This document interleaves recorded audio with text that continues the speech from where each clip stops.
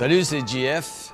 Bienvenue à Sauvage comme une image, une émission qui est dédiée aux amoureux de la photographie. Avant de commencer, je voudrais profiter de l'occasion qui m'est offerte et ne pas la refuser.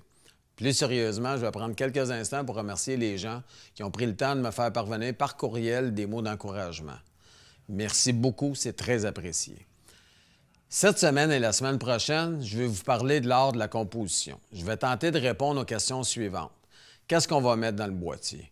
Comment faire une image pour qu'elle apparaisse telle qu'on le souhaite? Cette question concerne la composition, ce que j'appelle aussi l'art du cadrage. La réponse est simple et compliquée en même temps. Simple parce qu'il y a 1000 façons de cadrer. Elle est compliquée justement parce qu'il y a 1000 façons de faire les choses. Les possibilités sont infinies plus 1. Je vais aborder aujourd'hui cet aspect de la photographie de manière plus concrète, avec des images plutôt qu'au travers d'un long discours théorique. Vous vous êtes déjà demandé pourquoi certaines des images ont l'air justes, ils ont de l'air corrects, puis d'autres pas. La réponse se trouve dans la composition. Ça concerne le positionnement et la relation entre les ondes et les points focaux dans le sujet que vous photographiez. Comprendre comment fonctionne la composition est la chose la plus importante que vous devez savoir pour améliorer vos images. Je dirais même que la composition, c'est un des aspects les plus importants de la créativité photographique. Alors, on commence. C'est quoi la composition? La composition, c'est une combinaison d'art, un peu de science et un saupoudrage significatif de feeling, de sentiments. Plus simplement, la composition représente l'organisation des éléments graphiques présents dans votre image. Encore plus simplement, c'est ce qui fait une belle photo. Tout ça, ça découle du choix que le photographe est amené à effectuer pour montrer à sa façon comment il voit le monde. Ici, on parle de l'œil du photographe. Je vais vous faire découvrir les règles et les techniques dont vous avez besoin pour améliorer vos compétences de composition, comment les utiliser et comment elles vont affecter vos images. Même si vous savez déjà instinctivement comment prendre une image, je vais vous montrer comment apprendre les règles de composition. Ça sera non seulement utile à vos compétences, mais ça va vous aider aussi à créer des images qui vont être beaucoup plus dynamiques. Avant de parler des bases de la composition, je voudrais mentionner qu'il n'existe pas de manière correcte de faire de la composition et encore moins de manière parfaite d'en faire. Chacun, à sa façon, procède de la façon qu'il veut. C'est ce qui fait le style de chaque photographe. Il y a quand même les bases. La réalisation d'une bonne composition, bien, ça repose sur 3 principes. Organiser l'image et la structurer pour apporter de l'ordre dans le cadre, évidemment. Guider l'attention du spectateur vers ce qu'il doit regarder. Faire en sorte que l'image présente un intérêt et soit plaisante à regarder, évidemment. Que ce soit de la photographie argentique ou numérique, les règles de composition sont les mêmes, il n'y a rien qui a changé. Elles remontent même pour certains à la Renaissance, c'est pour vous dire. Je vais commencer avec le premier bloc de la construction de notre image. Identifier et positionner le sujet principal. Rappelez-vous, avant de commencer à utiliser ces techniques, vous aurez d'abord besoin de décider quel élément du sujet vous voulez inclure dans votre image et souvent, et c'est encore plus important d'ailleurs, que voulez-vous laisser hors du cadre, parce qu'il y a des éléments qui distraient plutôt que d'ajouter à votre image. Donc, c'est important d'identifier et de positionner le sujet principal. Le sujet principal. La première chose, c'est de s'assurer que vous avez un sujet principal. Ça peut sembler assez évident, mais gardez cela à l'esprit. Il y a des fois qu'on va photographier des choses et on ne sait pas trop ce qui nous attire là-dedans. Il faut absolument trouver c'est quoi notre sujet principal. Vous devez décider quel est le sujet et cela vous aidera à créer une image qui est beaucoup plus convaincante. Qu'est-ce que vous aimez dans ce sujet? Mettons que vous avez un lac. Qu'est-ce que tu aimes à propos de ce lac-là? C'est-tu la réflexion, la forme, la tranquillité? On va aborder la règle des tiers maintenant. La règle des tiers, c'est très simple. C'est qu'on va diviser notre image en sections. On va faire des sections comme ça, avec des barres, et on va le faire de l'autre côté aussi. Les points les plus importants dans votre photographie vont être placés à la jonction des 2 barres, c'est-à-dire ici, ici, ici, ici. Ce qui est bien important de comprendre, la lecture d'une image, on la fait comme dans un Z. Bien, c'est un Z finalement. On part d'ici, on s'en va là, on traverse ici, on revient là. Fait que les points les plus importants pour placer votre sujet sont souvent ceux-ci. Je vais vous le montrer avec une image, ça va être beaucoup plus facile de comprendre. Vous avez tranquillement, ici, on va faire apparaître l'image tout doucement. Puis je vais vous montrer, si vous regardez comme il faut, la tête va être placée ici dans cette zone-là. Ça n'a pas besoin d'être directement là. Mais pour l'ensemble de l'image, vous n'êtes pas loin du point de jonction. On va vous montrer l'image au complet maintenant, sans les points de repère. Comme vous pouvez voir, la façon dont j'ai placé l'image quand je l'ai prise, c'était vraiment de placer la partie ici. J'ai décidé ça parce que je voulais montrer la brume qui est derrière. C'est l'histoire de la photo. Il y a une belle brume derrière. Je place mon élément principal en avant. Mon sujet principal, il est à l'avant. Le regard est attiré vers là. Et aussi, la façon de placer les choses, c'est de construire une histoire. Si vous regardez ce qu'il y a ici, c'était fait avec son panache. Ça, c'est pendant la période du rut. Ce qui arrive, c'est que les animaux, les mâles, ils vont aller frotter et détruire les arbres, si vous voulez, ici, et ça va indiquer aux autres mâles la grosseur et la hauteur du mâle dominant qui est ici. Autrement dit, un mâle qui arriverait sur son terrain, il verrait la hauteur de ça, puis il dirait « Oh, celui qui est là, il est beaucoup plus gros. Moi, je vais aller voir ailleurs. » Fait que c'est bien important d'avoir une image complète, essayer de mettre une histoire dedans, puis comme vous pouvez voir, on arrive à bien cadrer l'animal à l'intérieur de l'image. Je vais vous en montrer une autre. Ici, c'est différent. La composition ici, comme vous pouvez voir, c'est plus ici que j'ai placé. J'en avais deux ici à placer et évidemment, là, on s'entend que c'est sauvage. Fait que les animaux ne se placent pas toujours où on voudrait les placer. Par contre, ce que j'ai réussi à faire, c'est d'avoir un nombre impair de loups, ce qui donne une dynamique à l'image. Il y a 5 loups à l'intérieur et ici, on a une autre forme qui va accentuer, c'est-à-dire le triangle. On va vous montrer la photo maintenant sans ça. Fait que quand vous arrivez sur les lieux, il faut prendre quand même le temps de penser à notre photo. C'est sûr que ça arrive quand même assez vite quand c'est des animaux puis qui viennent se placer. Mais comme vous pouvez prendre plusieurs photos, il faut prendre le temps de bien s'installer et tirer. Tirez-en 4, 5, 10, 20 photos, c'est ça que ça prend. Et de bien placer les objets fait que vous avez une scène qui est complète, qui est bien remplie, il n'y a pas de vide. Et on voit aussi à l'arrière, ça donne de l'ambiance. Si vous regardez ma règle des tiers, la ligne est ici. J'ai privilégié l'avant-plan ici parce que j'avais 4 loups. Et ici, c'était moins intéressant. C'était vraiment juste pour mettre de l'ambiance. On va procéder avec une autre photo. C'est aussi bon pour les portraits. Comme vous pouvez voir, là, j'ai pris évidemment que moi, je fais de la photo animale, fait que j'ai privilégié le portrait d'un lion. Mais ça fonctionne aussi bien quand vous faites du portrait avec des personnes. C'est-à-dire que vous allez placer les yeux de la personne ici et vous allez essayer d'encadrer ça ici comme avec le menton ou la fin du visage de la personne. Fait que ce qui fait aussi, c'est que ça va balancer votre image et veut pas, comme c'est dans le haut de l'image ici et le lion, on va le voir quand la photo va revenir, il vous regarde directement dans les yeux. Ça donne beaucoup de force et en même temps, vous allez encore composer votre triangle ici des yeux, là, là, et on ferme ici. Fait que la force de votre photo est vraiment placée ici et vous utilisez le même principe, mais vous déplacez votre triangle de l'autre côté. La règle des tiers est assez intuitive pour certains photographes qui arrivent facilement à positionner les éléments importants dans le cadre. Si vous éprouvez des difficultés, vous pouvez afficher une grille dans votre viseur ou sur votre écran LCD derrière l'appareil photo qui vous aidera à composer votre image. De nombreux appareils photo proposent cette fonctionnalité. Reportez-vous à votre manuel d'utilisation pour en savoir plus. Avant d'appuyer sur le déclencheur, vous devez donc répondre aux 2 questions suivantes pour améliorer la composition de vos photos. Quels sont les éléments intéressants de la scène et où est-ce que je vais les positionner dans le cadre? Pour les portraits. En photographie de portrait, les yeux du sujet sont très importants car ce sont eux qui permettent de capter le regard du spectateur. Pour les paysages, vous pouvez choisir de positionner l'horizon sur la ligne supérieure si vous souhaitez donner plus d'importance au sol. Si vous préférez privilégier le ciel, placez l'horizon sur la ligne horizontale inférieure. Cette semaine, à Derrière les clichés, on reçoit Jean-Sébastien Cossette. Salut Jean-Sébastien. Hey, salut. Bienvenue à Sauvage comme une image. Merci. Pour le bénéfice de nos spectateurs, est-ce que tu pourrais commencer par nous parler de ton parcours, s'il te plaît? Bien, en fait, moi, ça fait 29 ans que je fais de la photo. C'est une passion que j'ai depuis très, très longtemps. J'ai commencé à l'âge de 17 ans Mon père, même si c'était pas son métier de photographe, d'ailleurs, c'était une passion qu'il avait. Il était directeur du personnel, puis il aimait beaucoup la photo, puis c'était construit chez nous, en fait, une chambre noire. Je ne sais pas si tu te souviens du temps des chambres noires. Et puis, moi, ça m'avait beaucoup intrigué, beaucoup attiré. Et j'avais commencé à faire la photo comme ça en chambre noire, en développant mes propres négatifs.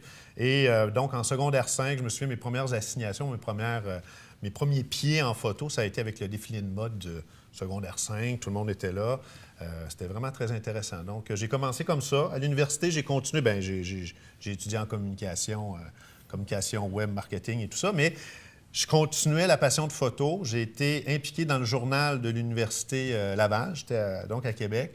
Et ça a été le fun parce que je faisais beaucoup d'activités d'actualité là-bas. Là. Donc, tout ce qui était politique, artistique, tout ce qui passait là, durant la semaine à l'université, bien là, moi, j'allais couvrir ça, prendre les photos et retourner en chambre noire pour développer le tout.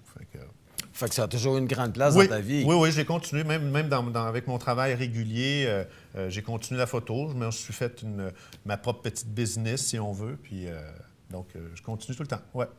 Puis, j'aimerais que tu me parles d'une photo avec Yvon Deschamps en particulier. Ah oui, Yvon. En fait Yvon, c'est un artiste que j'ai beaucoup aimé, mais quand j'étais plus jeune, j'écoutais ses monologues, comme tout le monde, il est bien connu.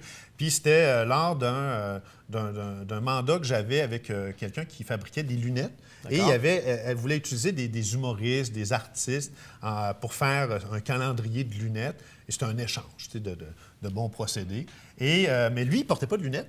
Et je ne devais pas le prendre en photo. J'avais plein d'artistes. J'avais Laurent Paquin, j'avais André Sauvé, j'avais Cathy Gauthier qui passaient. Je prenais mes photos. Tout mon setup de studio était là. Et c'était pour les parlementeries. Et Yvon passe dans le corridor. Et là, quand je l'ai vu, je fais « Monsieur Deschamps, je vais absolument faire une photo avec vous. Je ne peux pas passer à côté. Vous êtes mon idole d'humoriste. » Puis il me regarde et dit « Ouais, mais là, on fait ça rapidement. » Puis il fait « Puis il se met à rire pour désamorcer un peu la vitesse. Oui, c'est ça, dédramatiser. Et donc, j'ai fait sa photo. Je ne sais pas si on va la voir tout à l'heure. Ben oui, c'est ça. Et donc, il m'a fait son air un peu sérieux. C'était pas exactement le même éclairage que j'avais pour les autres. Mais lui, j'ai voulu faire un éclairage plus dramatique. J'avais utilisé là, une espèce de coupole, là, un dish là, directement sur lui. Non, mais il était bien le fun. Ça n'a pas été bien long, là, la photo. Je te dis, je l'ai fait ça en 5-6 minutes. Là. Puis il passait, donc j'ai pu le prendre. Mais c'est bon, puis c'était fait plaisir en même temps. Ah, mon Dieu, oui. J'ai envoyé par la suite. J'ai envoyé par courriel. J'ai fait une bonne photo de vous. Effectivement, c'est une très bonne photo. Ouais. Aussi, quand on s'est parlé avant l'émission, tu m'as parlé de mariage atypique. Puis je dois avouer que j'aimerais que tu m'expliques c'est quoi pour toi un mariage atypique. Puis je dois avouer que vous allez voir, c'est très intéressant. En fait, c'est évidemment dans le mariage classique, on connaît les photos, c'est une journée qui est très importante. Puis moi, je trouve que c'est un triathlon de la photographie de faire du mariage. Il peut y avoir du reportage, photos sportives, photos de mode, photos créatives, photos que je vais pouvoir jouer un petit peu avec mon imagination.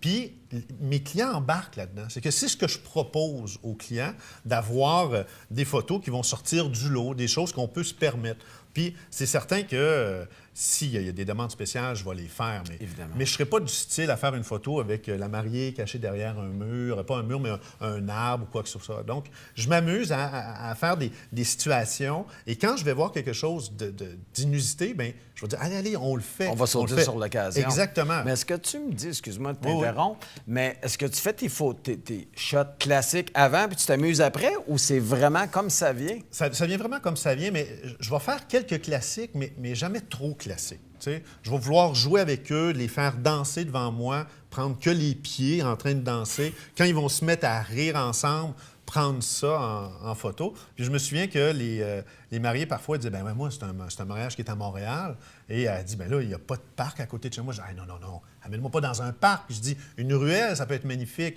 Devant chez vous, ça peut être magnifique. » Donc, tu sais, ça peut être le fun de faire tout ça, puis de jouer un peu à la star, parce que la mariée, c'est la star de la journée, évidemment. D'accord. Puis, moi, je fais ça, tu sais, je m'amuse avec ces gens-là. Puis, il y a un fit entre photographe et client. Il faut qu'il y en ait. Ben oui, c'est sûr. Puis, comme je dis, la personne la plus proche de vous, à part votre conjoint, c'est le photographe. Je suis là, je suis collé, je vois toutes les situations, donc c'est important. Puis moi, c'était dans mon style de pouvoir faire des choses qui sortaient un peu de l'ordinaire. Un autre sujet que je voudrais aborder avec toi, c'est les mariages vietnamiens. Oui. J'ai eu la chance d'avoir un mariage vietnamien. J'ai même déjà fait un mariage juif et tout ça, mais vietnamien, c'était 3 mariages en une journée. Ça commence très tôt le matin. Et puis, c'était le fun parce que ce mariage-là, les gens étaient très humbles, mais ils m'ont tous laissé comme la latitude. Mais ils m'ont ouvert un peu leur vie privée parce que la première journée, pas la première journée, mais le premier moment, c'était la rencontre entre les 2 parents dans la famille du marié. Écoute, je pense qu'on était 100 dans une maison qui pouvait en contenir 50. Je ne sais pas du tout comment on pouvait rentrer là-dedans. Il y avait un échange de cadeaux. Et là, elle, la mariée, elle avait sa robe, mais traditionnelle vietnamienne. Ensuite de ça, elle se change pour faire le mariage à l'église. Et par la suite, encore une fois, des photos qui étaient faites au parc, mais on s'amusait, tu sais. Fait que ils étaient très... Puis oui, le cortège énorme pour les mariés, mais j'ai bien aimé ça. C'était le fun de pouvoir avoir un œil extérieur, parce qu'évidemment, je ne suis pas vietnamien, je ne connais pas les traditions, ils m'en ont parlé, on a eu des rencontres par rapport à ça, mais eux, c'est ce qu'ils voulaient. Ils voulaient que je sois vraiment témoin, émerveillé et curieux de cette journée-là. Puis parlant de mariage atypique, celui qui est vraiment atypique, mais qui a une lettre majuscule, c'est celui du Kosovo. Oui, un ça, mariage au Kosovo. Ben, en fait, c'est spécial. C'est un ami personnel. C'est un réalisateur, Stéphane Lapointe. Et il nous invitait à son mariage. Il voulait que je sois son photographe. Sa femme était là-bas, du Kosovo. Okay. Alors, donc, je me suis rendu faire ces photos-là. Puis ce qui était intéressant, c'est qu'il savait, il ne voulait pas des photos classiques. C'est lui-même un réalisateur qui fait des choses qui sortent de l'ordinaire. Et lui et sa femme sont assez comédiens aussi, dans le sens que ça aide. Donc, ils se sont amusés.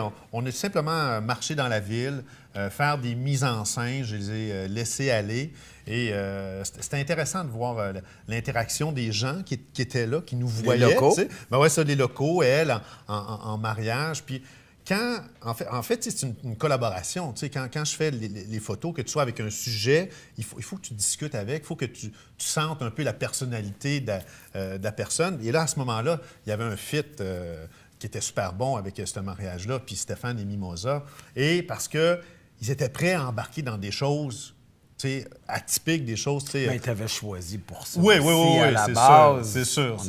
Mais, on se rend au Kosovo, on ne sait pas comment ça va tourner. Non, ça aucunement. Se peut que ça marche comme ça se peut que ça marche pas. C'est un saut en parachute. Mais c'est intéressant ta question parce que tu dis, ça marche pas. En mariage, tu n'as pas le choix. Cette journée-là, c'est un rendez-vous. Les invités sont là. Tu ne peux pas recommencer. Ça veut dire que peu importe ce qui arrive, le photographe, il faut qu'il soit capable de jouer avec la situation et de tourner. Il pleut-tu? Est-ce qu'il va faire beau? Est-ce qu'il va manquer quelqu'un? Qu'est-ce que tu fais à ce moment-là? Donc, improvisation, créativité pour s'amuser à tout ça. Donc, c'est important. Ouais. Et quand tu me parles de ça, Jean-Sébastien, moi, ça me vient toujours à l'esprit que les gens, comment est-ce qu'ils ont peur du mariage? Je parle des photographes amateurs, évidemment, professionnels. Oui. De dire, moi, je prends la responsabilité de tout ça sur mes épaules. Justement, tu viens de le dire, on ne peut pas recommencer, on ne peut pas réinviter tout le monde, on ne se rhabillera pas. Non. Puis toi, tu lèves ça un cran plus haut. On va faire ça à l'extérieur avec des gens qu'on ne connaît pas, qu'on va écrire dans des photos. Ouais. Non, mais c'est vrai. Ben, merci. Mais en fait, il y a une part de folie peut-être, parce que se lancer là-dedans... Oui, c'est ça. De se lancer là-dedans, c'est de se faire confiance que tu vas réussir quelque chose. Mais moi, j'aime ça, comme je disais tout à l'heure, c'était comme le triathlon de la photographie. C'est que... Là, on est Ironman. Oui, je m'excuse, là, mais on vient de changer de braquet. Oui, mais ce qui est le fun de pouvoir pousser avec eux autres, c'est que, de toute façon, on est en numérique, on prend 1000 photos et plus. Dans le lot, tout le monde va être content, c'est sûr. Mais si tu n'oses pas, tu ne peux pas revenir en arrière. Moi, je dis aux mariés, là, quand ils me rencontrent, là, le gâteau, la couleur de la table, tout ça, tu n'en souviendras pas de ça. Non. Mais des photos, c'est toute la vie que tu vas t'en souvenir. C'est un moment. Donc, c'est pour ça que je construis avec eux. Belle folie. Ah oui, c'est ça. J'aimerais aussi que tu me parles Delissa C. Rosva. Elissa Rossa, oui, c'est ça. Donc, des fois, je fais des collaborations avec des gens qui ont des projets, qui viennent me voir, puis c'est pas du tout rémunéré. Elle me dit c'est une styliste de mode, qui voulait faire un shoot. Encore une fois, elle avait vu ce que je faisais, puis elle voulait faire des sessions photos qui sortaient de l'ordinaire pour s'amuser pour mettre en valeur ses collections. D'accord. Puis j'ai fait ça pendant au moins 3-4 ans avec belle elle. collaboration. Une belle collaboration. Maintenant, elle est rendue, donc, même chez Simons, designer invité dans les Québécois designers. Elle a même, je pense que c'était Karine Vanasse qui est rendue presque sa muse pour les photos. J'aurais aimé ça faire les photos, mais maintenant, c'est ça. Mais ça m'a permis avec elle de construire puis de m'amuser, encore une fois, à faire des photos qui sortaient comme on pouvait s'amuser avec un chien, à mettre des gens dans des drôles de situations. Donc, moi, j'ai vraiment aimé ça de travailler avec ces artistes-là, ces d'autres artistes qui te comprennent. Mais c'est ce que j'allais dire, parce que ça fait un beau melting pot, là, parce qu'on a deux visions d'artistes, puis quand tu arrives à les mettre ensemble, on s'entend que ça fait un beau produit. C'est ça qui est fun. Puis on se respecte beaucoup là-dedans. Fait que moi, je veux respecter, je veux mettre en valeur sa collection. Elle veut voir aussi que je veux mettre du mien parce que ça va m'aider pour moi aussi. Donc ça, c'est le fun. Derrière moi, je me souviens, donc je pense à elle, c'est Francesca. On avait fait une session photo avec un Airstream, ou en tout cas le RV qui était là. On était dans un champ à Laval. Donc c'était vraiment intéressant de s'amuser avec tout ça. Donc moi, c'est ça. Moi, ça m'inspire beaucoup. Là. Fait que toi, une carte blanche, t'as remplacé vite. Oui, absolument. Mais écoute, c'était vraiment le fun de se rencontrer. Merci au plaisir. beaucoup, Jean-François. Merci d'être venu à mon émission. Ça fait plaisir.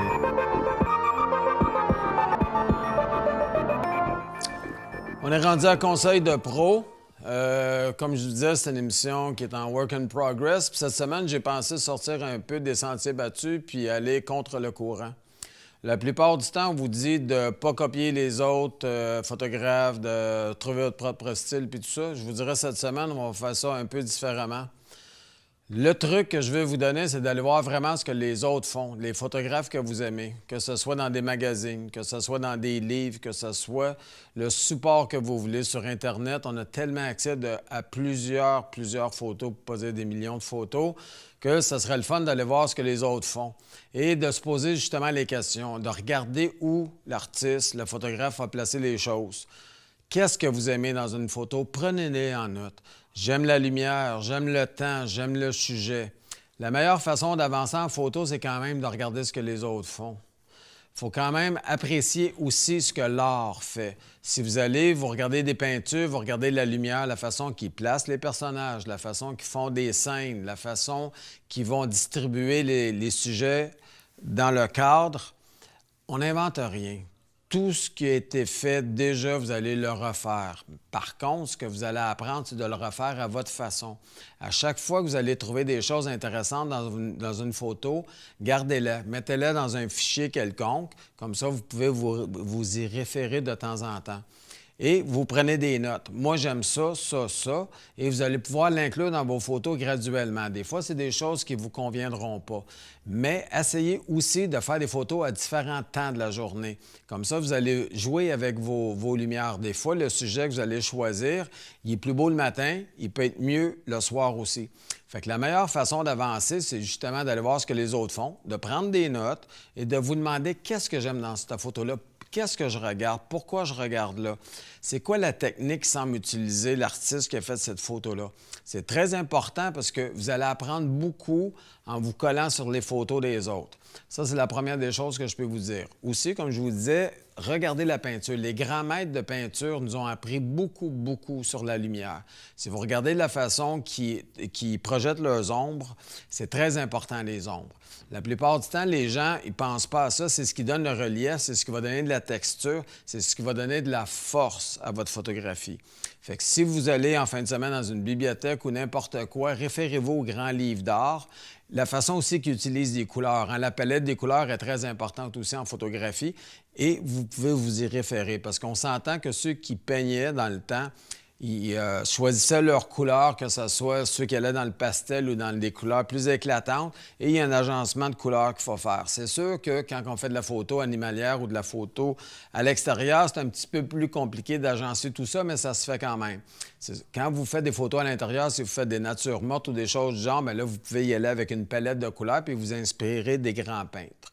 Il y a toujours quelque chose à apprendre des autres artistes. Il y a toujours une technique à aller chercher de d'autres artistes. Ce qui est le fun aujourd'hui, c'est qu'on a accès à tout ça. Avec un clic, on peut se promener partout sur la planète. On peut aller dans des portfolios, on peut aller dans des encyclopédies, on peut faire le tour de la planète en 15 minutes puis tout voir ce qu'on a à voir. Fait que gênez-vous pas, promenez-vous, trouvez tout ce qu'il y a de plus beau et surtout, insérez-le dans un fichier. Ça va vous donner des idées des fois et, j'allais l'oublier, ce qui est bien important, dites-vous quand vous regardez une photo, moi je l'aurais fait comment et tentez de le faire exactement comme vous l'avez dans votre tête. Merci, ciao.